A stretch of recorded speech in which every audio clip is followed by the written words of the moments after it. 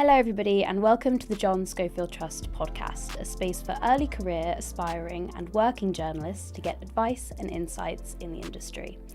This is our first episode and we're starting with a bang because I am joined in the studio by none other than Victoria Derbyshire. Hi Victoria. Hi Bethany, how are you? I'm good, thank you so much for joining us. Not at all. So we're going to be chatting all about your career and sort of extracting some pearls of wisdom for early career journalists along the way. Hopefully. So correct me if I'm wrong, but you studied English literature and language at university and then did a postgraduate in radio and TV? I did. But when I was at uni, which was Liverpool, which I loved, I did a bit of writing for the student newspaper. Yeah.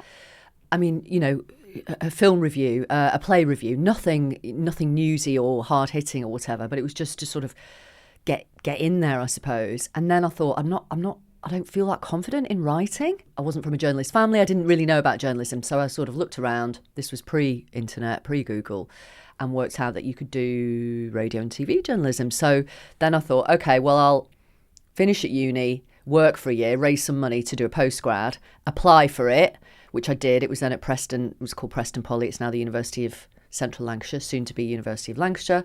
And yeah, got onto a postgrad there, which was absolutely amazing. I loved it. Yeah, what did you love so much about it? Well, we learned about the practical side of things. Like in those days, we actually, you know, you would go out with reel-to-reel tape and interview someone and you used to cut the tape to edit that interview. So I loved that sort of precision. And, you know, you learn about law and local government and all the sort of boring / really crucial stuff that you need to know. Yeah, it was just a fantastic start, if you like. Yeah. And I made some good friends. Yeah, it doesn't sound too dissimilar to what I studied last year. Yeah, so I'm sure it will be really similar. Yeah. All the practical stuff, all the legal stuff. Yeah. I mean, the industry has changed dramatically, which I'm sure we'll talk about over the next half hour or so. But yeah, but there's a lot of similarities, obviously. Yeah. And then, so you went from there to local radio.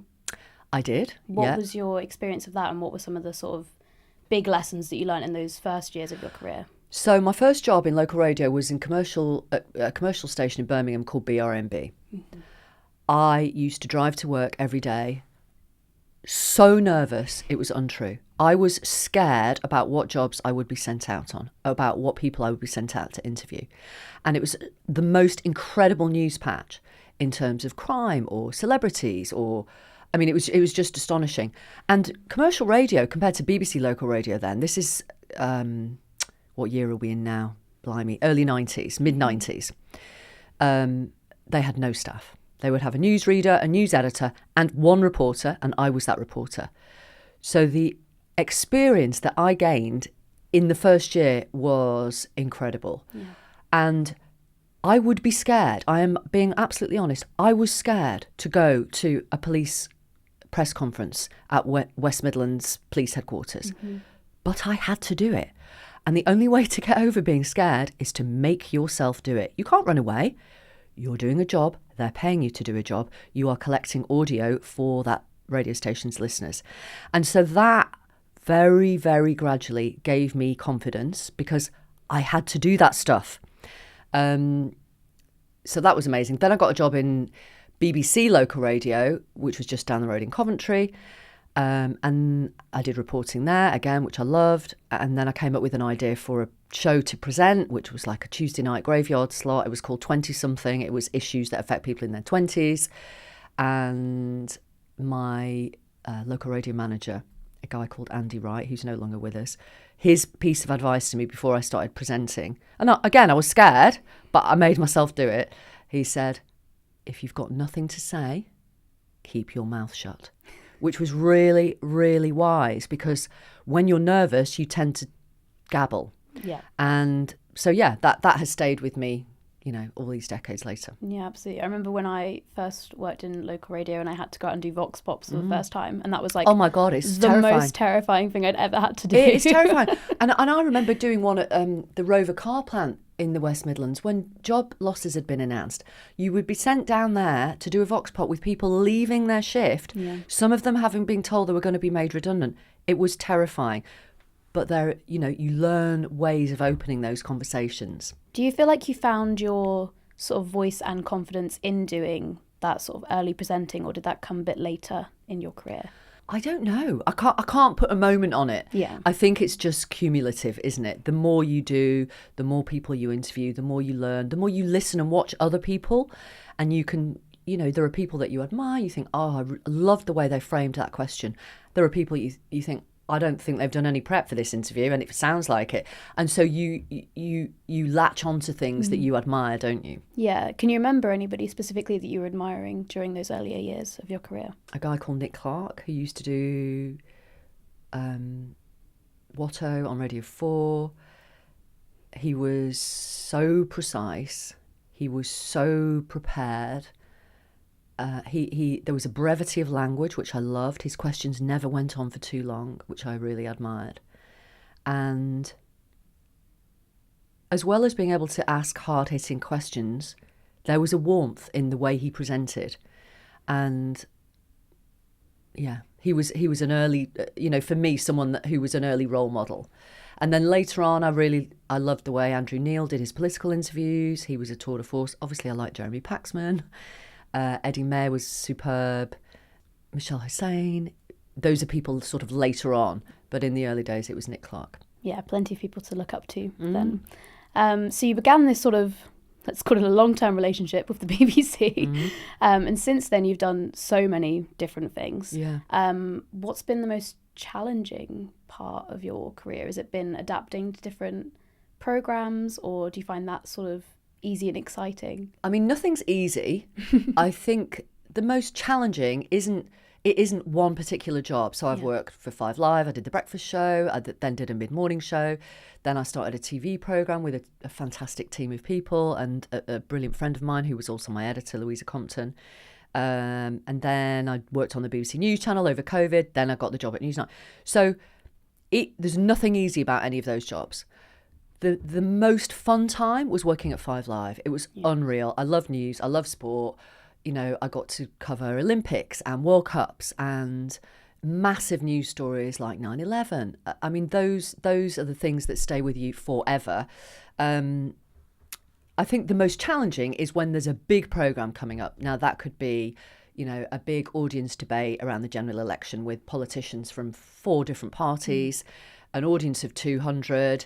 You're live on the radio or on TV or both, and I will have had to have learned the policies of 4 different parties, quotes from each of these individual candidates, and then make sure the audience is heard. Those are the kind of things that make me really nervous, but I absolutely love. Or, a Labour leadership contest programme where we've got 4 people who want to be the next Labour leader. I've done that a few times over the years. Again, you have to learn about all of them. You're bringing in the audience. And then anything live and unfolding. I would say being at the bottom of Grenfell Tower on the morning of the fire and being live on BBC One from 9 a.m. and nobody really knew what had happened or what was happening. We just knew it was the most horrific news event unfolding behind us, and people had lost their lives, and people were, emerging from this burning building and coming on television and telling us what they thought had happened. There's a massive responsibility with that, because you are learning at the same time as the people watching or listening what is happening, and you have to try and be straight and accurate and sensitive and sympathetic and empathetic and aware of the massive nature of what is going on. I always think that responsibility is kind of, there's 2 sides to it, because the one part is that it makes you really nervous because you have this huge responsibility.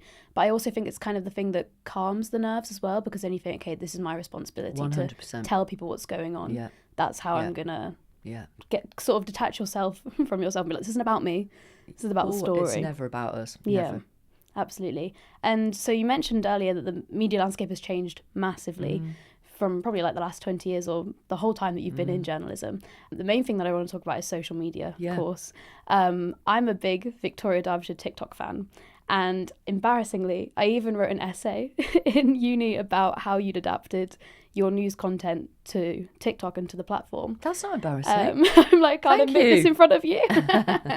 But I wanted to ask you sort of what you've learned in adapting your content to that platform, and what advice you'd have to any journalists who are wanting to utilise social media. Well, first of all, I love TikTok.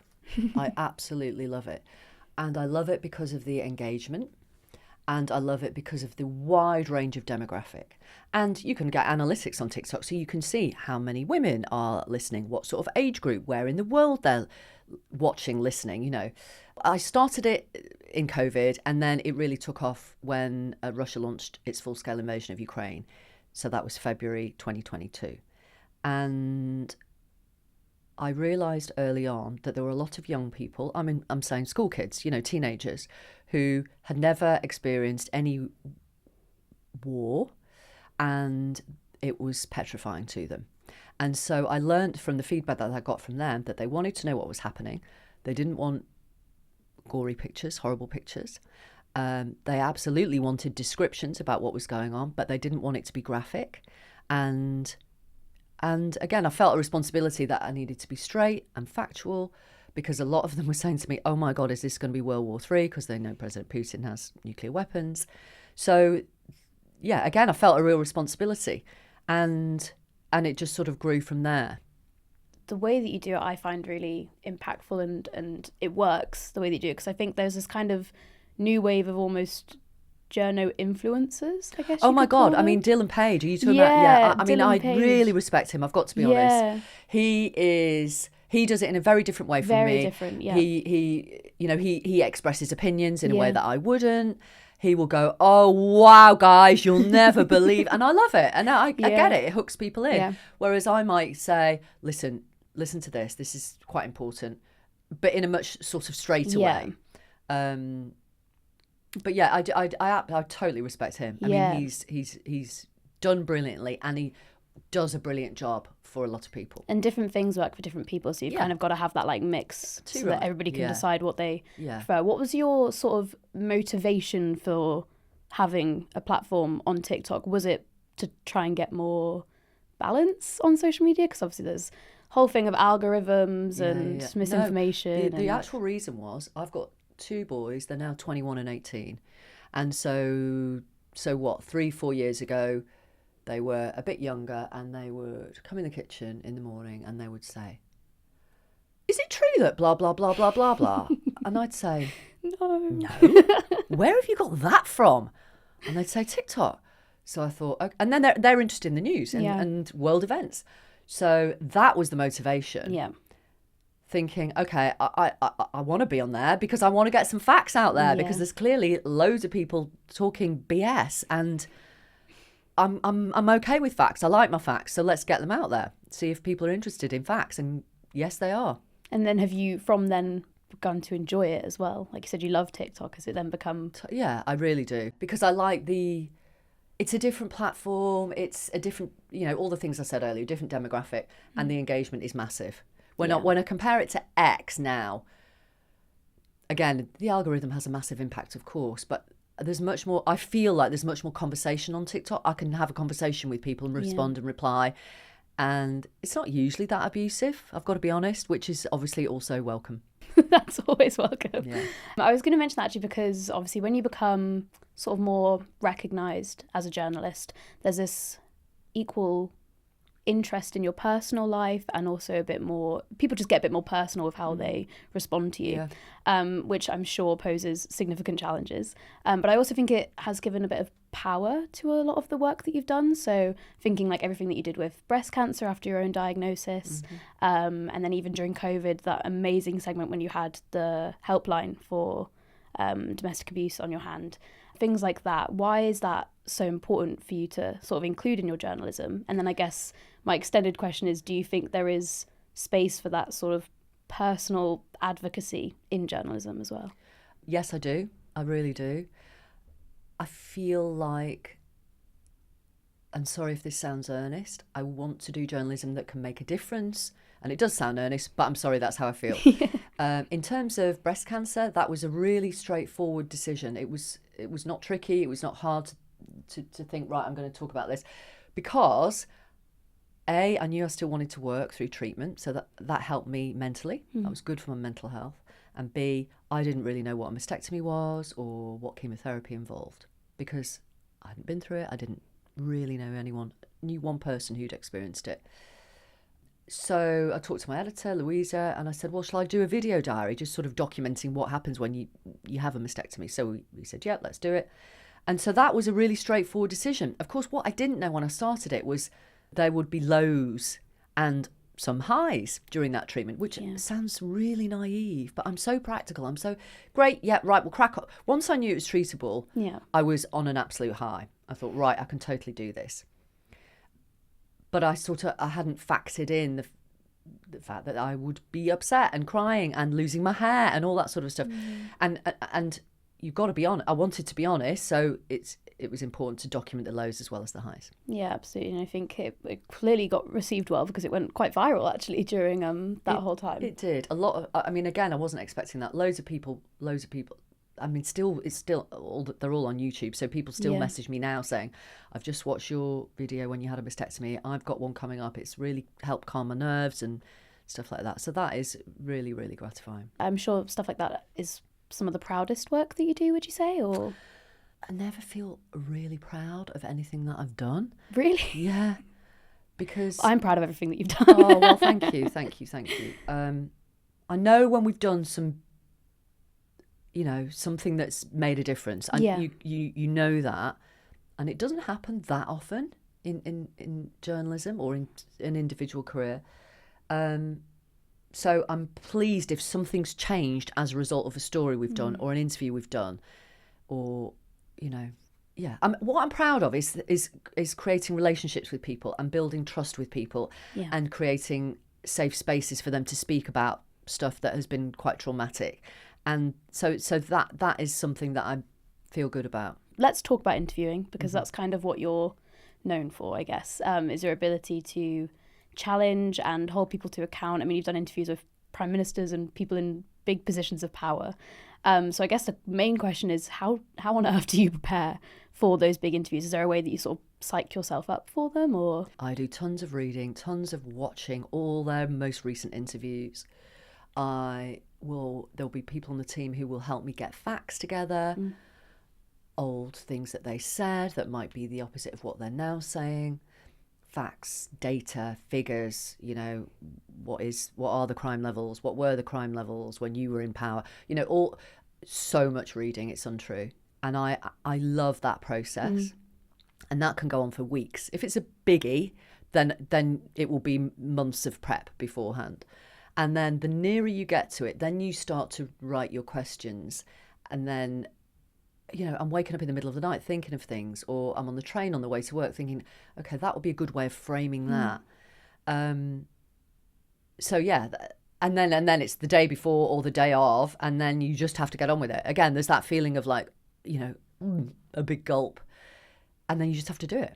Do you feel like you almost try and preempt what they're going to say or imagine what they're going to say so that you have those counter arguments ready? Yes. Because when you watch the interviews, it's like you've always got something ready to come back with. Yes, I do. I try. I mean, you can't always get it right, obviously, but I try and work out what they will say to a particular question, so that there's always a follow-up question or something that you can push back on because you think they're going to say that. But what I should also say is all that prep counts for nothing if on the day you are not listening to everything they're saying. Yeah. That is the absolute key in any interview. You have to listen really carefully. And you can throw your questions out of the window, because an interview might go down a completely different road, and that's also fine. That sort of unpredictability is what I love about an interview or a live TV show or a live radio program. Like, you don't always know what's going to happen. No.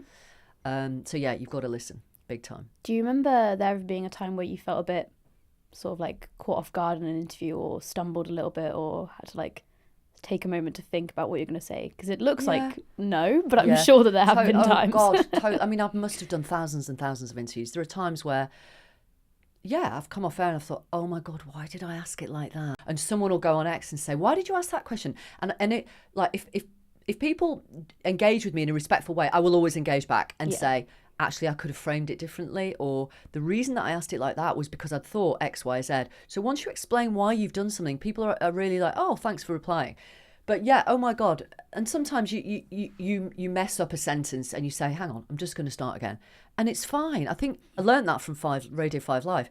The audience is media savvy these days, like super media savvy. They know if you've messed up. So just fess up and say, I'm really sorry about that. I'm just going to start again. Or, oh, that didn't come out well. Let's try again. And I think people, if you level with people and if you're honest with people, I think people, totally accept it. We're not superhuman. Correct.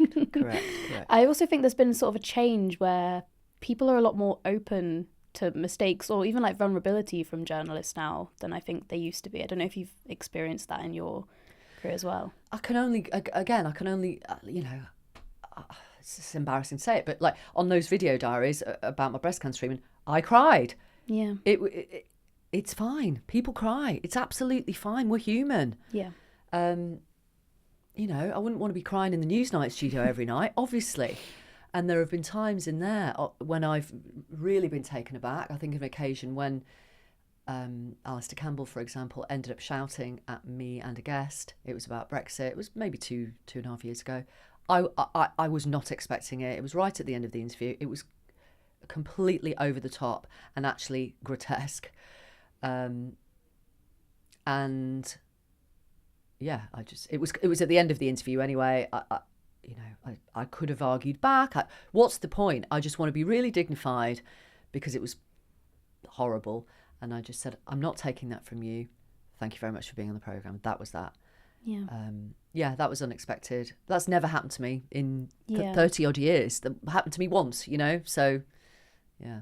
It's one of those things that I think you have to have built up a lot of sort of braveness and dignity to be able to handle that situation. Do you think that if it had happened earlier in your career, maybe in those like local radio stages or Radio 5 Live, do you think you would have handled it as well? I think, I don't know, but I think had I been less experienced, I might have got involved in a row with him, which you never want to be doing that. Okay. It's fine to push back and say your facts are wrong or you argue back or whatever. Like when someone's shouting, forget it. You know, if it was a respectful, robust debate, fine. But I think that's crossing a line. Yeah, absolutely. Okay, so we have to talk about the John Schofield Trust as well whilst we're here, because that is why we're here. So I wanted to ask you why you think that the work that the Trust does is important and why you kind of became involved with it. Because, again, it's a generalisation, but it's broadly speaking, it's true. Newsrooms are not diverse enough. And I am not just talking about the male-female split. I'm not just talking about the colour of someone's skin. I'm talking about class as well. They are, broadly speaking, middle class. And in order for organisations, websites, broadcasters, newspapers to represent the people that they serve, the people who work there have to be representative of the population, which is why what the John Schofield Trust does is super important, because it can't all be graduates from Oxford and Cambridge or Russell Group University. It just can't. The people who consume our content are diverse. We have a duty to represent them. Do you think you've seen that change a lot in your career? Has it gotten better? It has become better. I think there's still an issue with class, definitely. More diverse, 100%. There are more women in senior managerial positions, certainly in my experience. It seems mad to say it. There was a time, can't even remember when it was, maybe it was in the 2000s, maybe it was even after 2010, I can't remember, where women of a certain age, I'm 56 now, women of a certain age wouldn't be seen after about 60, which just seems extraordinary. We've got so much experience. It just seems mad now. It really does. 4 years on radio and on TV, if it was a male-female partnership, the man would always be, a wizened, 50-odd-year-old, grey-haired, whatever. And the woman would always be, you know, someone absolutely beautiful in their 20s. I mean, so that I hope those days have gone. Yeah. You know, you've got Susanna Reid at the helm of Good Morning Britain and a rotation of men alongside her. So things have changed. I'm still doing Newsnight. I'm 56. You know, Kirsty Walk did it till she was 60 odd. That is amazing. Yeah, I mean, David Dimbleby did Question Time till, I think I'm right in saying, he was at least 80. So, you know, when we get women still on TV at that age, then we'll have matched the men. Class is the big one as well, because it's sort of more invisible than other elements of diversity. And I think we still have this kind of thing in Britain where everyone gets a bit uncomfortable when you mention class, as if it's something that we're not supposed to talk about. Yeah. So that's like one of the reasons that I love the Trust, is their sort of openness in discussing that as well.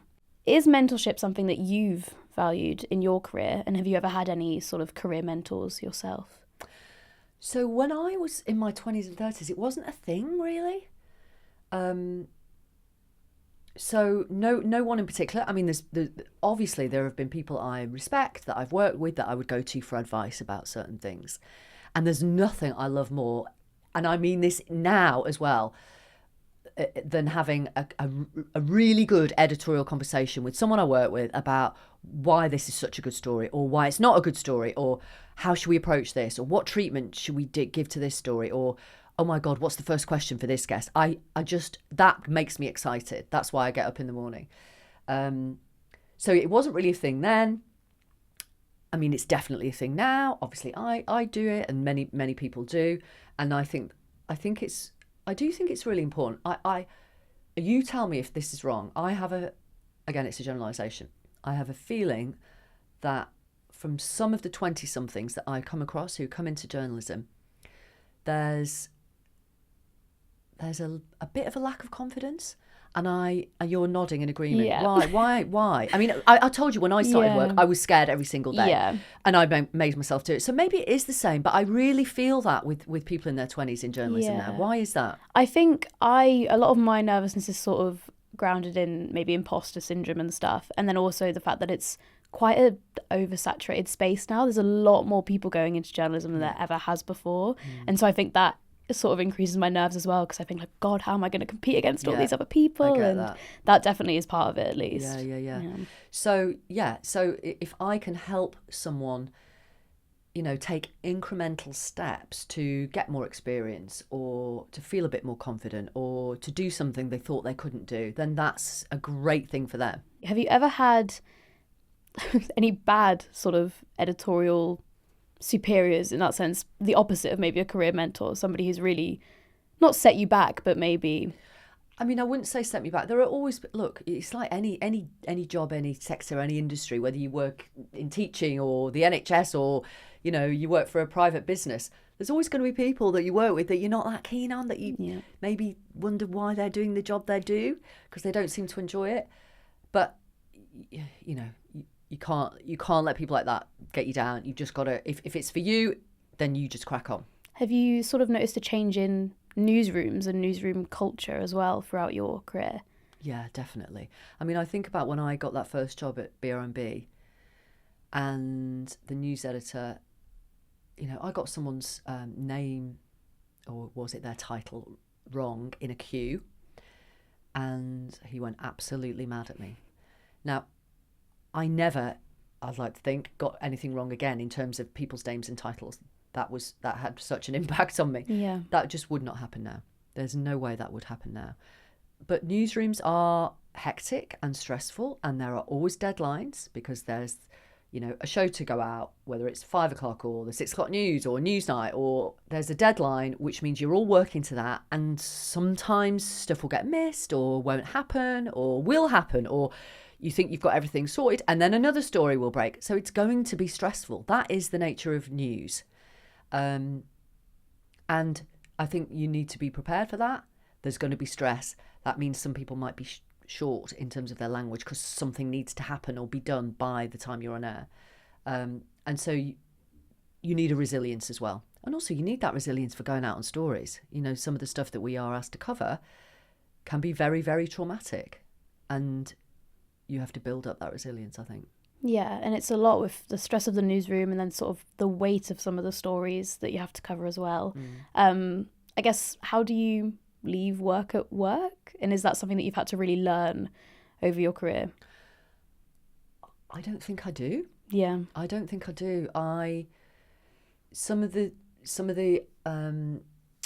intense stories that I've covered involving people who have been in very, very, very challenging scenarios or traumatic events, I've ended up becoming friends with. And I'm still friends with, and we WhatsApp and call and what have you. And I check in on them and they check in on me. I don't need to leave it at work, if that makes sense. And, you know, all I'm doing is reporting on a story. All I'm doing is interviewing someone who's been through something. I haven't been through it. Yeah. I'm here to help them tell their story in the best way they can tell it. I guess the reason that I'm asking as well is because I'll like watch you on Newsnight and then I'll look at my phone and you'll have posted a TikTok like expanding on something or giving an update on another part of a story that's sort of happened since. And I often think, wow, you really like breathe and live the news almost. Yeah. But how do you sort of then unwind after that? Because I would find it hard, I think. Yeah. Because actually in the end, what matters most, and I know this because of my breast cancer diagnosis, what matters most is your health, your family, your kids, your parents, your best friends, your siblings. Those are the things that keep you grounded. Whoever you are, whatever background you're from, they are the most important things.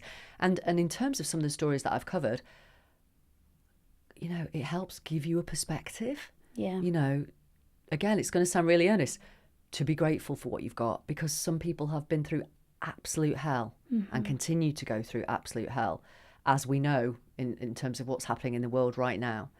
And, you know, we're very, very lucky.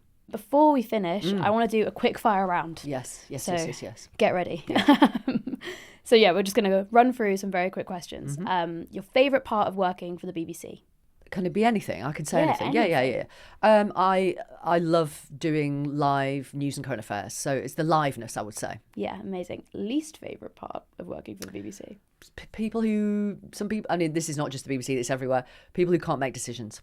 Okay, yeah. Biggest change that you've seen whilst working at the BBC? Social media taking off and being, for some people, the number one source of news.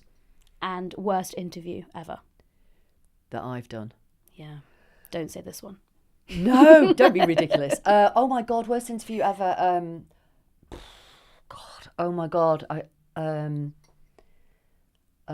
When I was in local radio, BBC local radio in Coventry and Warwickshire, I was doing presenting the lunchtime show, and I was reading the introduction to a guest who was sitting opposite me, who was from the local council. And as I was reading the introduction, this guest was shaking their head in like a no way. Oh, no. And got to it, and this guy said, "I'm not that counsellor, I'm a different counsellor." So I don't know how that happened, but it was a completely different story. And so I had to apologise profusely, and then on the hoof say, okay, I can't remember, it was so long ago, but I must have done, okay, great. So shall we talk about then? And just, you know, try and get on with it. Was that live? Of course it was live. Oh, gosh. Yeah. Similar vein, worst on-camera moment? Worst on-camera moment, there are two that stick in my memory from recent years. One, I was presenting during COVID on the BBC News channel on BBC One, 9 o'clock every morning, and I had taken my high heels off just before 9 o'clock, just because they were annoying me. And then it was 9 o'clock suddenly, and I had to get over from the desk in the BBC News studio to what we call the catwalk, where, you know, graphics come up behind you, and I hadn't put my shoes back on. So the camera caught me putting my high heels back on. It felt like it took 2 minutes. It probably took 3 seconds, but it was caught on camera. And then in the Newsnight studio, we had an elderly politician whose very old-fashioned mobile kept going off during the interview. He couldn't switch it off. He passed it to me. It was such an old-fashioned mobile. I couldn't find out where you put the ringer off. So I just had to sit on it in the end. A lot of improvising going on. Yeah. To get more positive, best interview that you've ever done? The one that sticks in my head most is when I did our old TV programme, the Victoria Derbyshire programme, when 4 grown men were on our sofa on a Friday morning on daytime TV, talking about the sexual abuse that they had endured when they were boys, aged 10, 11, 12, by their football coach. And they were completely open and completely honest. And we'd, built up a relationship with them. They trusted me, and they talked about what happened to them. And ultimately it led to the perpetrator being charged, convicted, jailed. And it led to lots of other football coach sexual abuse perpetrators in different clubs, because the police set up a sort of national hotline, also being tracked down. Yeah, that's one of those amazing moments that we spoke about earlier, of realising that it matters and that you can make a difference as well in journalism. This is the most important question to me. Would you ever do I'm a Celeb again? Again? Well, they don't. They never ask you twice, do they? They might. I mean, I probably would. Yeah. It was so brilliant. We had such a laugh. I remember when I did it, it was in the castle in Wales, because it was COVID. So I never went to Australia. I had such a brilliant time. So yeah, I probably would, yeah. I'm a huge I'm a Celeb fan. So if I ever got asked to go on as well, I would, if you ever want to ask me. That's all the questions that I need to say something to young journalists. Please. So I want to say this. If you're going for a job interview, your currency, your number one thing that you have to deliver in that interview is ideas for stories. That is that will get you the job. If you've got 2 brilliant story ideas, that will put you ahead of everybody else. And you get stories from social media, or from talking to your friends or your neighbours, or someone in the corner shop near where you live, or you see something on the train going into college or school. There are stories all around us. You need those for your job interview. And you also need those if you ain't got a job and you want to pitch freelance ideas. That's what you need. Absolutely. Do you have any other final tips or advice for early career journalists that you want to get out there? Yeah, this still happens, and I do find it extraordinary.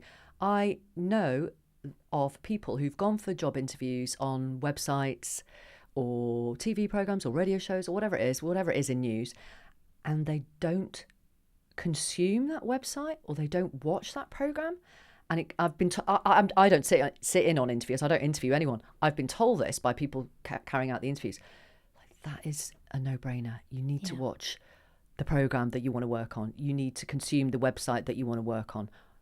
I feel like that's so obvious, but yeah, make sure you do. So you can critique it in the interview.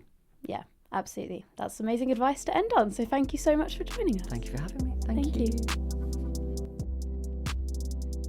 Thank you for tuning in to the John Schofield Trust podcast. For more episodes, make sure to follow us. Or if you want to know more about the Trust, head to www.johnscofieldtrust.org.uk and follow us on Instagram @John Schofield Trust. See you next time.